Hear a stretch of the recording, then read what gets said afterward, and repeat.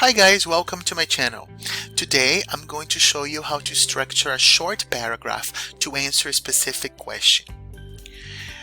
As you may know, there are many types of paragraphs depending on the purpose of the writer. For example, descriptive paragraphs focus on describing a thing, a person, or a process, whereas a comparison-contrast paragraph focuses on comparing similarities or differences between two or more elements, and finally, persuasive paragraphs are used to express the author's views and opinions on an issue. Although these paragraphs have different purposes, their format is very similar as they follow writing conventions. So in this video, I'm going to show you how to structure a short answer to a test question in a paragraph format that is appropriate to be used in an academic context. Now, imagine that you have been taking a course on racial conflict and issues in the Western world. And in a test, your teacher asks you to write a short answer to the following question. Why are there so many racially motivated conflicts nowadays? So before you start writing your paragraph, you must first read the question carefully, and you have to identify the words that are important for the paragraph.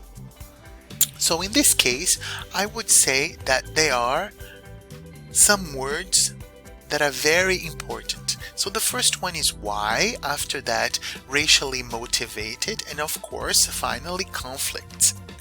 So it is clear that you have been called upon to write an opinion about the reasons for the racial conflicts that we see nowadays. In this case, this paragraph would be a persuasive paragraph, of course. So the next step is for you to write a plan.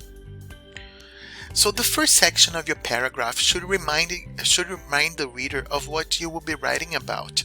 So in this situation, that would be racial conflicts that we see nowadays.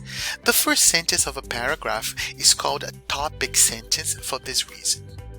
So the first one would be topic, and the topic would be the many racial conflicts that we see nowadays.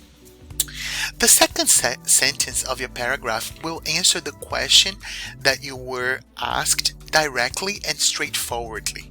This sentence is called the thesis. So in your thesis, you have to mention, for example, your opinion. In my opinion, there are many racial conflicts nowadays because racial minorities are tired of being invisible. Now, after the thesis sentence, you're going to explain what you mean by that by listing your arguments. So the rest of the paragraph will show the reader the arguments that you have that support your opinion. Each argument should be followed by relevant details that explain and illustrate your point. So for example, my first point would be that racial minorities, they suffer unjust treatment, and to illustrate my point, I would mention the discrimination that some of them face in the workplace and society in general. I would then move on to talk about my second point, which would be the lack of representation that these racial minorities feel in certain areas of social life, for example, politics, media, and etc. As this is a short answer to specific questions, you do not necessarily need to include a concluding sentence. You may if you wish, but you don't have to. So, having written the plan, I'm going to now sit down and start writing my answer to the question. So here's an example of a short answer to a specific question in paragraph format. So I start with the sentence. Nowadays, race and cultural identity have become a very hot topic, as it seems that racial tension has been growing for the past few years in every multiracial country. So this here would be my topic sentence. Right after my topic sentence, I'm going to explain my opinion. One reason why racial and cultural conflict is becoming so widespread in the past few years may be the fact that minorities are tired of standing on the sidelines. So in this one here would be my thesis sentence.